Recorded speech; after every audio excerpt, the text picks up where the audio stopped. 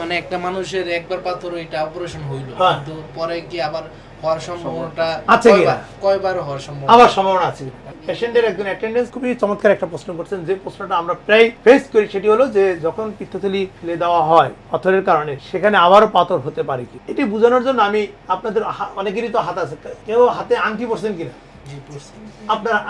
আপনার হাতটা একটু সামনের দিকে আগাই দিন, একটু উঁচুতে রাখেন। আমি যদি এই যে আঙ্গুলটা আপনি আংটি পরেছেন, এখান থেকে আমি আঙ্গুলটা কেটে নিয়ে আসলাম, আপনি কি ভবিষ্যতে এই আঙ্গুলে আর আংটি পরতে পারবেন? না, কারণ কি পড়তে পারবেন না কেন? আঙ্গুলি তো নেই। তাহলে আমি তো আপনাদের চারজন যে এখানে পিত্তথলি দেখা যাচ্ছে, প্রত্যেকে তো পিত্তথলি পুরোটা নিয়ে আসছি, তাহলে এই পিত্তথলিতে আবার পাথর কিভাবে হবে বলেন তো? পসিবল কিনা?